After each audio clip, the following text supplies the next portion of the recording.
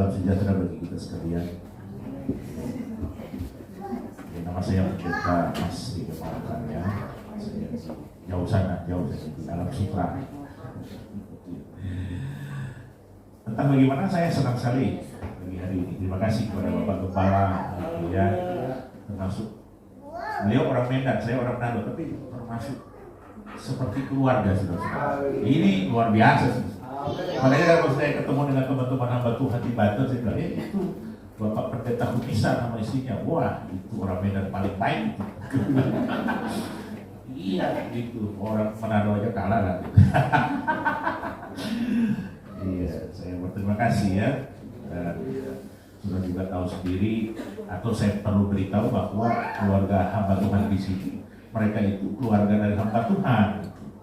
Bapaknya Bapak Ishak, Gembala di Medan, terus Ibu Sari Dewi dengan bahasa umum opa-opanya ya, opa-opanya hamba Tuhan. Jadi memang keturunan Lewi yang luar biasa saudara, dilayani oleh hamba Tuhan yang baik, hamba Tuhan yang punya visi. Dari tadi malam saya berdoa saudara, tengah malam saya berdoa Tuhan hadir di tempat ini. Pagi-pagi juga 2 kali, pagi-pagi jam 5 saya berdoakan. Doakan Tuhan biar Engkau hadir di sini, Engkau beracara di sini. Selain memang saya berdoa untuk seluruh Indonesia supaya kemuliaan Tuhan ada di Indonesia ini. Karena saudara-saudara, untuk ke depan kita melihat awan kabut yang gelap di Indonesia itu sangat banyak saudara-saudara. Ya, nanti saya akan cerita awan kabut apa yang saya maksud saudara-saudara. Tetapi itulah yang akan terjadi di Indonesia. Ya, nah saudara-saudara. Tadi setelah ini katanya saya ada renungan ya? Renungan juga. Yang waktu lalu saya berpikir begini. Ya, karena mungkin kami memiliki satu visi lebih luas dengan Bapak Gembala, kami memiliki satu visi yang lebih luas. Lalu saya berpikir begini. Saya mau khotbah untuk keluar. Terus siapa yang terjemahin gitu kan? Saya mau khotbah bahasa asing, saudara-saudara. Tapi saya pikir ada Bapak Gembala saudara yang handal menerjemah. Dia seorang penerjemah yang handal. Jadi kalau ada orang boleh aman, nggak usah takut. Nah, tadi saya mau coba, kita kalau khotbah 5 menit nanti diterjemahkan oleh Bapak Ishak. Nanti aja nih, atau sebentar bisa juga mungkin. Untuk apa, saudara? Kenapa kita punya seperti bukan sok-sokan? Supaya apa? Kita mau Injil itu memang meluas, bisa didengar oleh orang Thailand, orang Vietnam. Dari mana? Dari channel sini. Amin. Haleluya. Ya, walaupun mungkin cuma 5 menit, saudara-saudara, tetapi channel sini sudah memiliki visi yang jangkauannya lebih luas. Mudah-mudahan saya beriman mungkin bulan depan mulai terrealisasi. Luar biasa ya. Nah, puji Tuhan. Saya akan mengajak saudara untuk menyampaikan firman Tuhan yang berjudul firman Tuhan saya pada saat ini berjudul Perjalanan Iman. Waktu yang lalu, minggu yang lalu ada teman saya sudah mengutip ayat ini, tapi saya sudah pernah mengutip juga berkali-kali gitu kan. Di dalam Keluaran 33 ya. Keluaran 33 ayat 1 dan seterusnya. Keluaran 33 ayat 1. Ini mengenai perjalanan Musa yang akan menuju ke tanah Kanaan. Ya. Ini perjalanan yang sangat memiliki resiko yang berat. Oleh sebab itu Musa tawar-menawar dengan Tuhan. Ya, mau berjalan ke sana ada musuh, ada tantangan, dan kemudian Musa tawar-menawar di sini. Ayat 1, saudara nanti baca ayat 2 ya, kita bergantian kalau saudara punya HP elektroniknya. Berfirmanlah Tuhan kepada Musa, pergilah berjalanlah dari sini, engkau dan bangsa itu yang telah kau pimpin keluar dari tanah Mesir, ke negeri yang telah kau janjikan dengan sumpah kepada Abraham, Ishak dan Yakub. Demikian kepada keturunan mula akan kuberikan negeri itu. Keluaran 33 ya, ayat 2. Aku akan mengutus orang naik jalan panjang dan akan membawa orang Kanaan, orang Amori,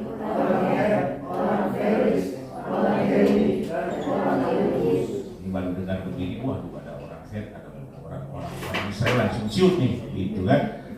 Yakni ke suatu negeri yang berlimpah-limpah susu dan madu, sebab aku tidak akan berjalan di tengah-tengahmu karena engkau ini bangsa yang tegar teguh, supaya aku jangan membinasakan engkau di jalan.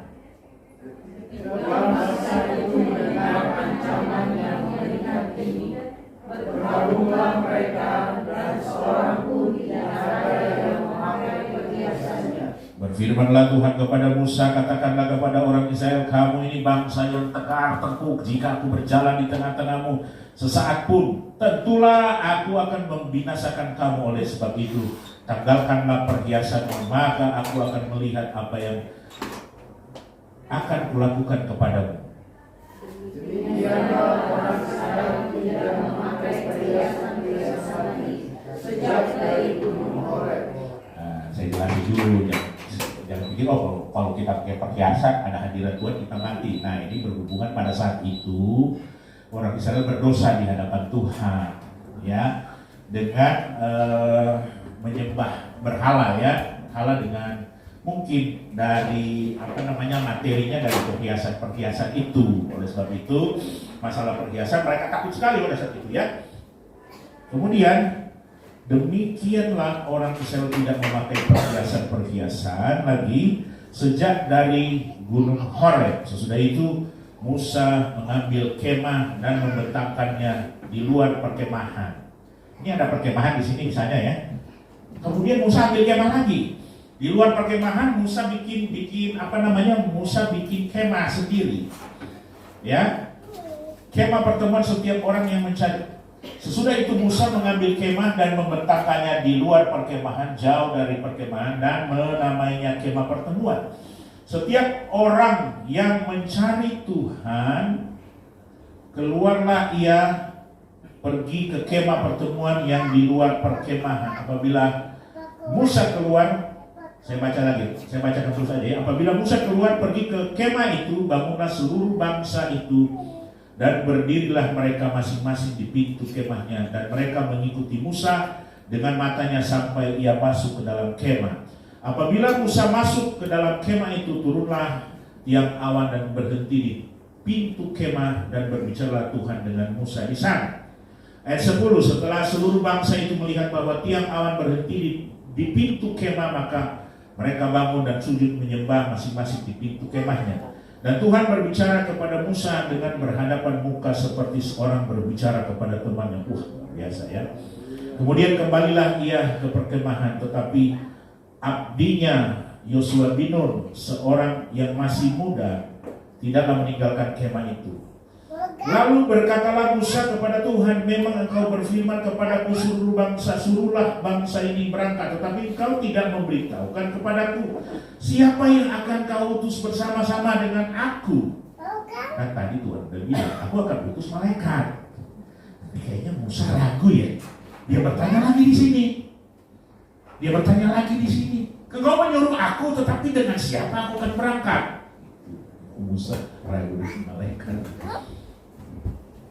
Namun demikian engkau berfirman, aku mengenal namamu dan juga engkau mendapatkan kasih karunia di hadapanku.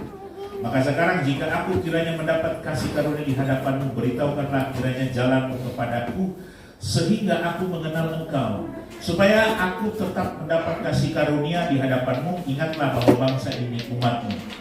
Lalu ia berfirman, aku sendiri hendak membimbing engkau dan memberikan ketenteraman kepadamu. Berkatalah Musa kepadanya, jika engkau sendiri tidak membimbing kami, janganlah suruh kami berangkat dari sini. Kalau tidak Tuhan bimbing, jangan suruh-suruh, gitu kan.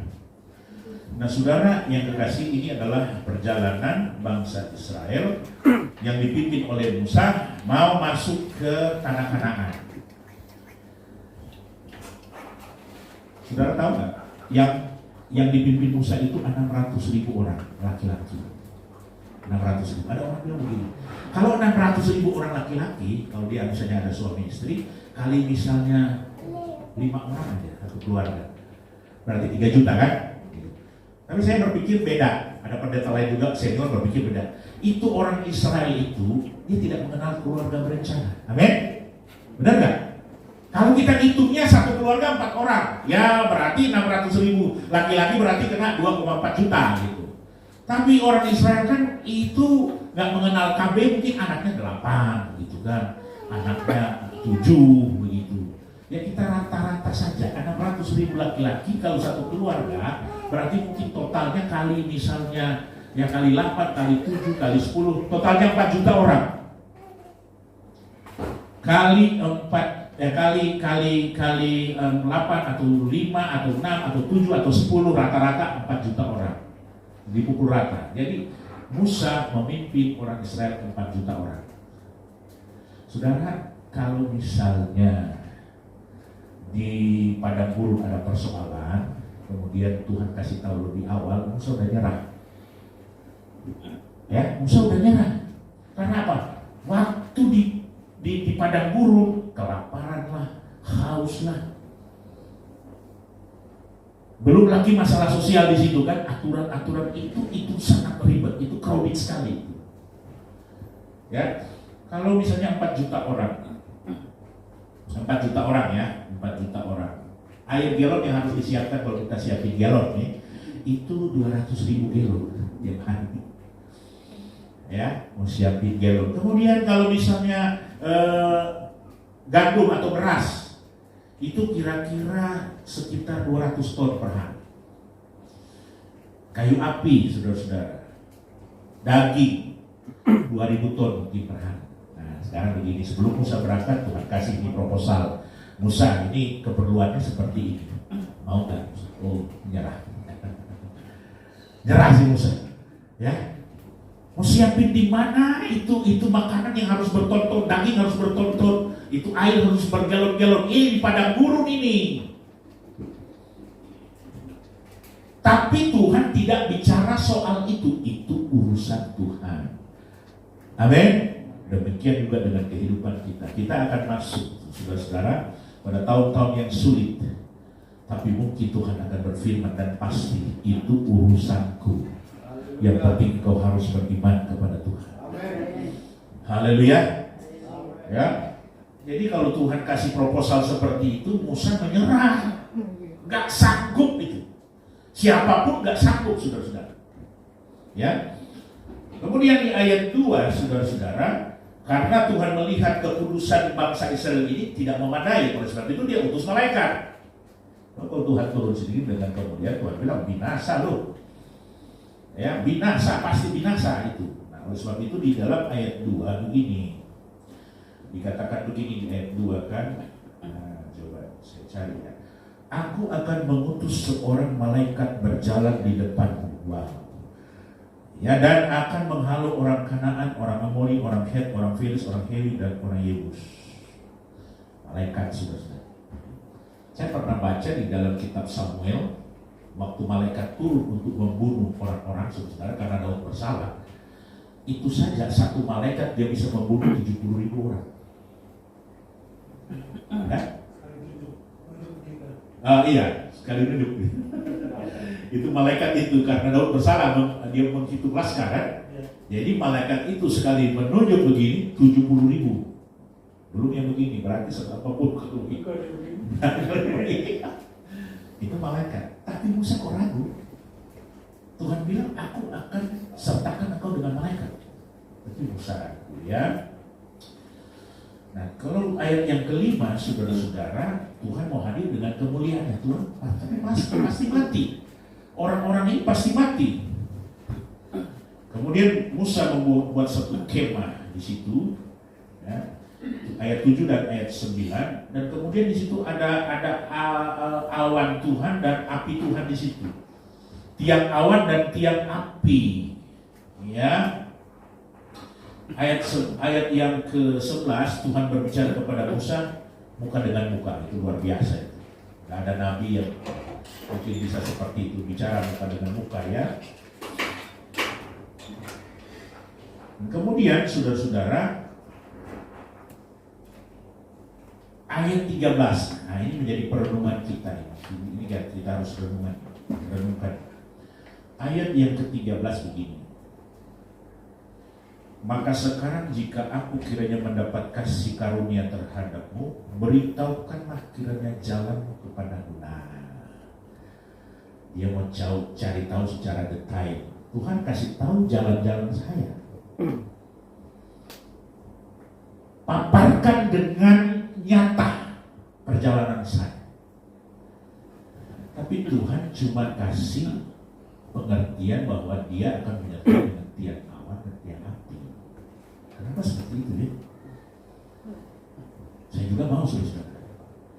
Tuhan dari awal saya hidup sampai akhir saya hidup, coba Tuhan paparkan dengan nyata. Tapi rupanya bukan begitu cara Tuhan.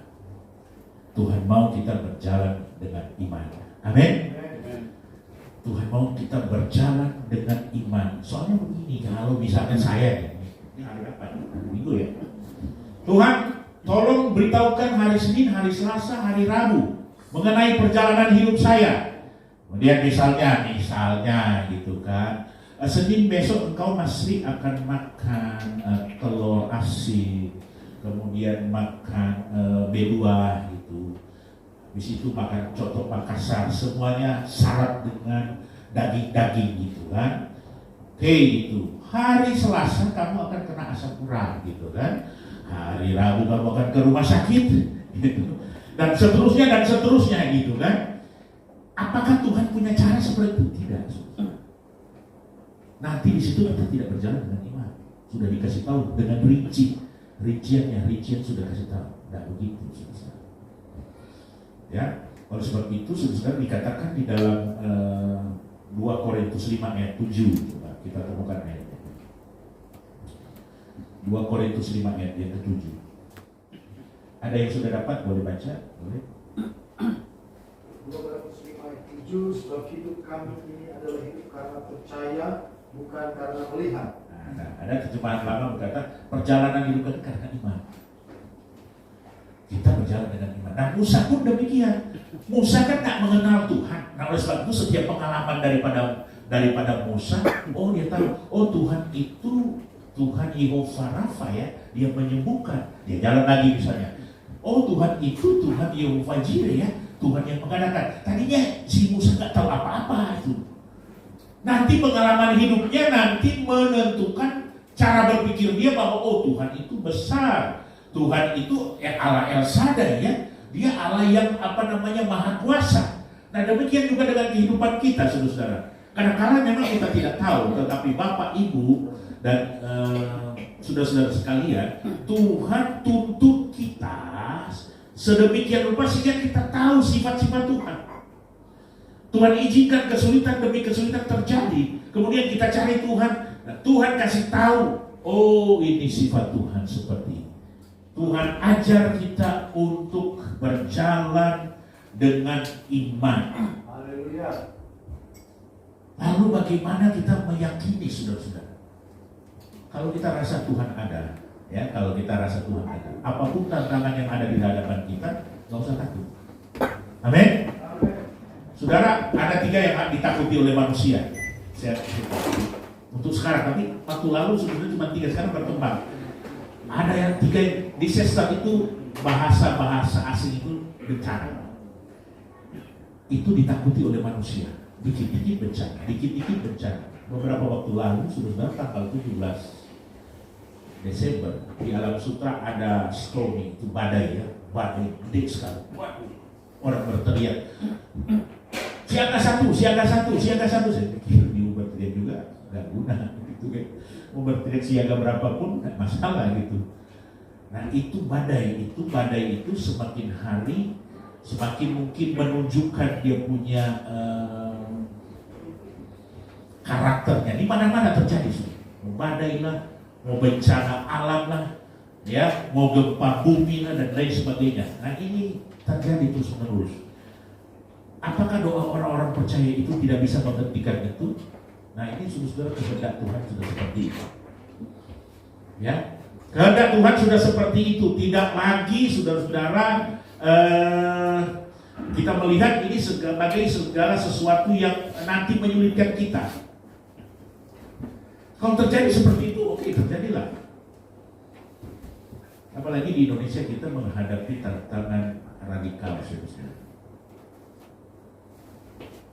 Pak Jokowi bilang ke depan akan ada kesulitan karena radikal ini mau tidak mau tetap dia melakukan itu. Roh radikal itu sudah ada dalam kitab Wahyu. Dia memburu dengan pedang. Ya, dia membunuh dengan pedang. Itu memang sudah ada.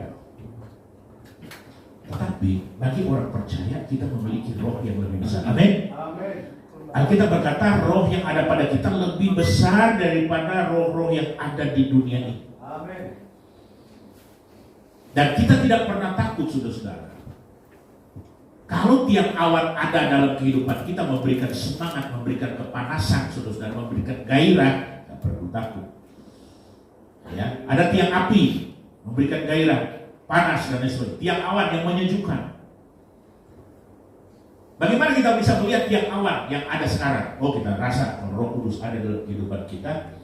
Kita merasa ada, Yesus ada dalam kita. Apa yang kita perlu takutkan? Tantangan ada terus, ya, bukan tidak ada, saudara. Tantangan selalu ada.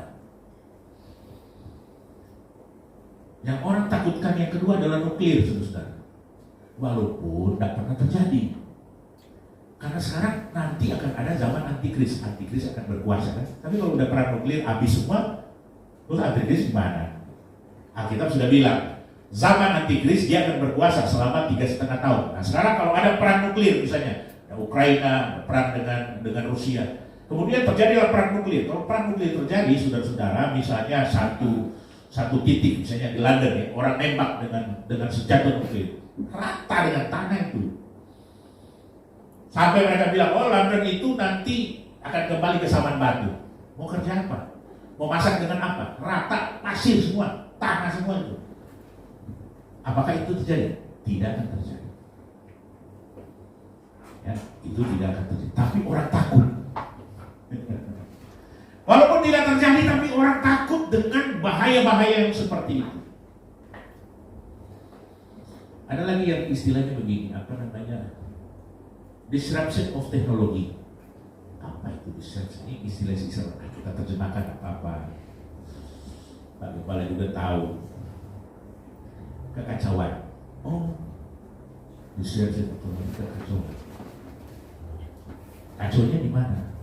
Kalau cuma kacau-kacau kalau udah kacau di internet, nah bahaya. Sekarang itu bahaya. Internet itu jantungnya dunia. Di Indonesia, ya, kalau dihancurin internetnya, kita mau ngapain? Mau transaksi bagaimana? Kita mau online bagaimana? Tapi yang orang takutkan waktu dia nabung uang di bank. Waktu nabung uang di bank, kemudian orang mulai hack, masuk retas-retas, kemudian uangnya berpindah. Pernah terjadi kasus Senturi dan lain sebagainya, mungkin uang berpindah. Nah itu yang dibilang kekacauan teknologi. Kita banyak uang, simpan uang di bank, tetapi ada ancaman. Nah, oleh sebab itu Yesus bilang, kalau kamu simpan di dunia, ngengat dan karat pencuri juga akan apa? Membongkarnya. Tabunglah uang di sorga, amin. Dengan melayani Tuhan, saudara-saudara.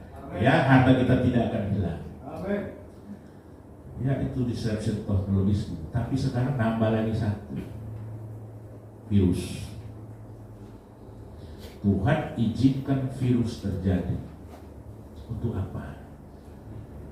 Supaya orang tahu ada Tuhan yang harus dihormati, ada Tuhan yang harus disembah. Tuhan membuat manusia punya cara berpikir bahwa uang, jabatan bukan segala-galanya. Sekali Tuhan izinkan virus terjadi, langsung semua transaksi abu-adu, rusak habis, saudara. Ya, orang mau bikin perjanjian nggak bisa. Jadi segala kekuatan, segala kehebatan manusia diizinkan oleh Tuhan. Dengan adanya virus corona ini semuanya hancur, saudara-saudara. Untuk apa? Supaya orang tahu, oh ada Tuhan yang harus disembah, ada Tuhan yang harus dihormati, ada juru selamat yang harus diingat, ya, ada Tuhan yang harus disembah, yang harus dihormati. Itu saudara-saudara yang terjadi. Ya, bagaimana dengan orang percaya di akhir zaman? Kita ada di tengah-tengah ancaman. Tapi Tuhan cuma berfirman, kita berjalan dengan iman. Haleluya. Ya, kita berjalan dengan iman. Coba juga kita lihat ayat di dalam 1 Petrus 1 ayat 5. Ya. Yaitu kamu yang dipelihara dalam kekuatan Allah. Nah, ini kita masalah. Orang percaya di dalam Yesus dipelihara dalam kekuatan Allah. Yaitu kamu yang dipelihara dalam kekuatan Allah karena imanmu. Nah, karena kita hidup dalam iman, sementara kamu menantikan keselamatan yang telah tersedia untuk dinyatakan pada zaman akhir. Wow, luar biasa. Cuma berlindung dalam firman Tuhan, kita akan merasa aman. Amin. Hanya hidup berdasarkan iman, saudara, kita merasa aman. Lalu perjalanan kita seperti apa, saudara? Memang perjalanan kita sama seperti Musa, banyak tantangan. Tapi Tuhan nyatakan kuasa. Tuhan nyatakan kuasa. Bukan tidak ada. Tuhan tidak pernah janji dalam Alkitab, kalau engkau ikut Yesus, engkau sudah dibaptis, oh semuanya beres, gitu. Semuanya beres.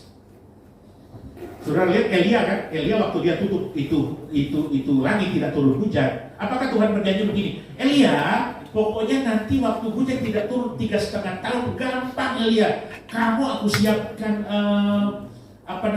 burger. Kamu aku siapkan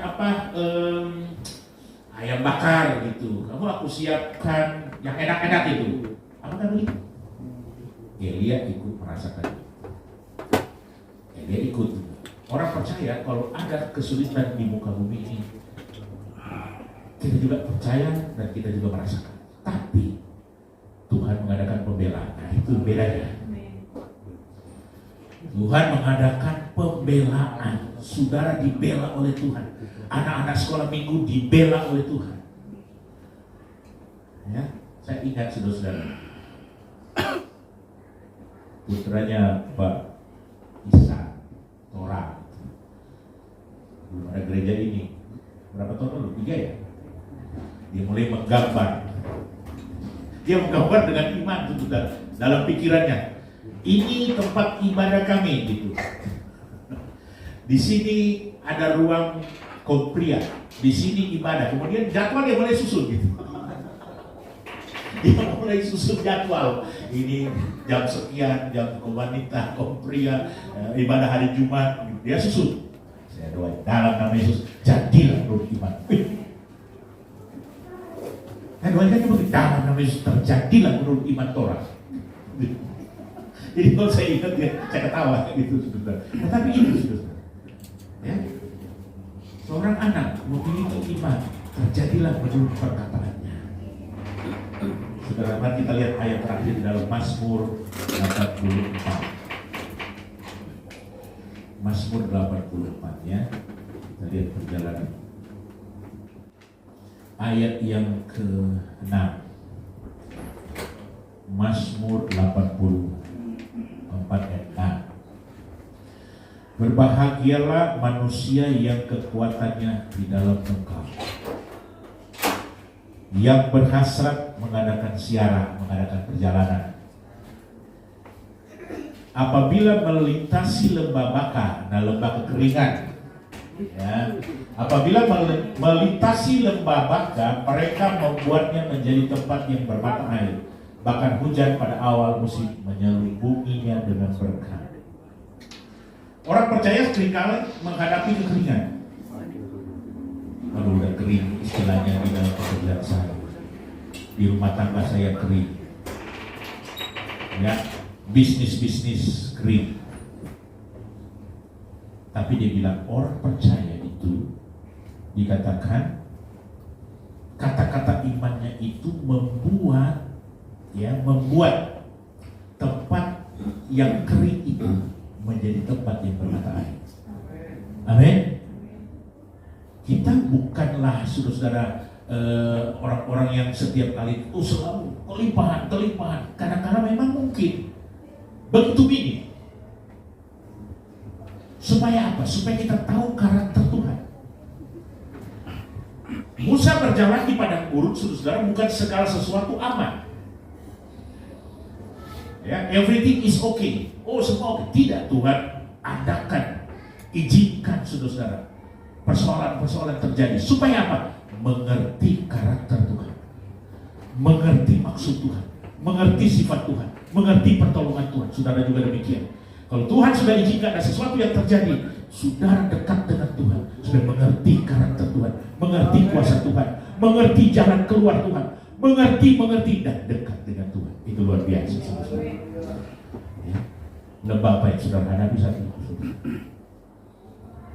Rubah dengan iman. Rubah dengan, kan dikatakan mereka membuatnya. Cara membuatnya bagaimana? Ya kan? Apabila melintasi lembah baka, mereka membuatnya. Cara membuatnya bagaimana? Rubah dengan iman. Haleluya. Kita punya kuasa sebenarnya. Kemarin waktu nyanyi-nyanyi dengan teman-teman saudara, kalau orang sudah karaoke itu biasa nyanyi-nyanyi kan macam-macam lagu. Tapi ada orang bilang begini, si Koni Mamahit nyanyi lagu lawas, nyanyi-nyanyi lagu-lagu yang sedih-sedih. Dia bilang begini, Pak Pendeta, semua lagu saya nyanyikan dengan penuh penjiwaan. Dan semua lagu yang saya nyanyi dengan penuh penjiwaan memang kalau orang dengar, waduh, menyentuh di hati. Tapi apa yang dia ucapkan itu terjadi.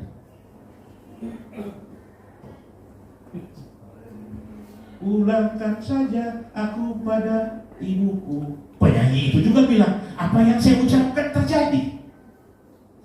Waduh, saya bilang, semua penyanyi-penyanyi yang mengucapkan kata-kata itu dengan penjiwaan, saudara-saudara, dia alami dalam hidupnya. Oh, sekarang mari kita rubah. Kita ucapkan firman. Haleluya. Amin. Kalau lembah baka itu lembah kekeringan, kering dalam rumah tangga, kering dalam usaha, saudara, kering dalam hal apa saja, saudara. Apa yang sudah lakukan seolah-olah kering, kita rubah. Karena dikatakan di sini mereka membuatnya. Cara membuatnya bagaimana? Ucapkan kata-kata iman. Dalam nama Tuhan Yesus. Oh, pendidikan anak saya berhasil. Dalam nama Tuhan Yesus, usaha anak saya berhasil. Dalam nama Tuhan Yesus, saya di kantor, anak buah saya, atasan saya akan bekerja sama dengan baik. Dalam nama Yesus itu terjadi.